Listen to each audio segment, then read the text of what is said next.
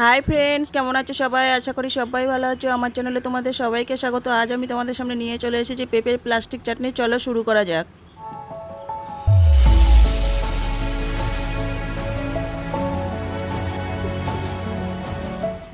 প্রথমে একটা পেঁপেকে আমি ভালো করে ছাড়িয়ে ধুয়ে নিয়েছি, তারপরে দানাগুলো ফেলে দিয়েছি। ফেলে দিয়ে এবারে দেখো একটা কুড়ুনির সাহায্যে এগুলো ভালো করে কুড়ে নেব। এই কুড়ুনির সাহায্যে এগুলো কুড়লে ঝিরিঝিরিভাবে পোড়া হয়ে যায়, এই জন্য এটা খুব সুন্দর দেখতেও হয় আর খেতেও খুব সুন্দর হয়। দেখো সবগুলো কোড়া হয়ে গেছে, এই যে। এবারে চলো চাটনি করতে আমরা কড়াইতে চলে যাই। কড়া বসিয়ে দিয়েছি গ্যাসের ওভেনে। এবারে হাফ বাটি চিনি দিয়ে দিলাম। হাফ বাটি চিনি দিয়ে ওই বাটির হাফ বাটি জল দিয়ে দিয়েছি। এবারে চিনিটা গলতে দেব।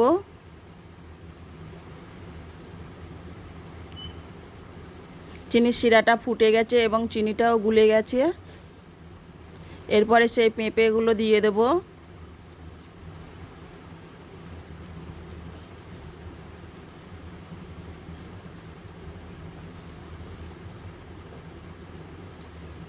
পেঁপেগুলো দিয়ে একটু ভালো করে চিনির শিরার সাথে মিশিয়ে নেব।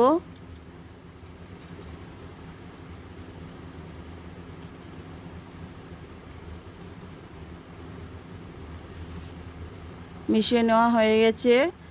এবারে আমরা কাজু বাদাম দিয়ে দেব। এই যে কাজু বাদাম দিয়ে দিলাম।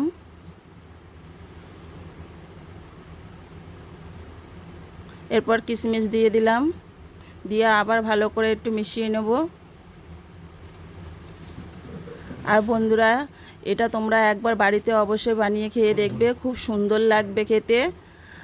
আর এটা দেখতে দেখো মনে হচ্ছে যেন একদম আনারসের চাটনির মতো, কিন্তু এটা আনারসের চাটনি নয়, এটা পেঁপের চাটনি। আর দেখো 5 মিনিট হয়ে গেছে, আমি এটা খুলে নিয়েছি।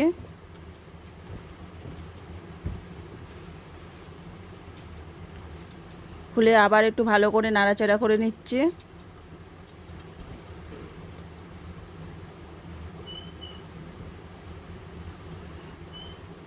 চিনির শিরাটা প্রায় গাঢ় গাঢ় হয়ে এসছে।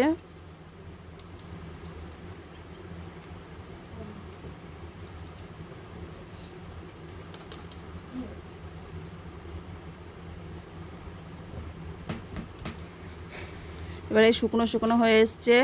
এই অবস্থায় গ্যাসের ওভেনটা অফ করে দেব। গ্যাসের ওভেন অফ করে দিয়ে একটা পাতিলেবুর রস দিয়ে দিলাম। দিয়ে ভালো করে নাড়াচাড়া করে নেব।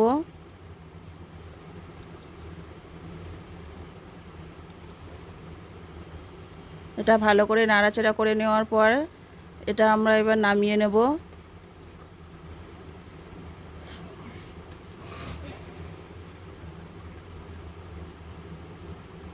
এটা ঠান্ডা হয়ে গেলে চিনির শিরাটা আরও শুকনো শুকনো হয়ে যাবে, সেই জন্য একটু পাতলা অবস্থায় নামিয়েছি। আর যদি এই রেসিপিটা তোমাদের ভালো লাগে তাহলে অবশ্যই লাইক, কমেন্ট, শেয়ার আর অবশ্যই সাবস্ক্রাইব করবে। সুস্থ থাকবে, ভালো থাকবে। দেখা হচ্ছে পরের কোনো ভিডিওতে। Bye bye.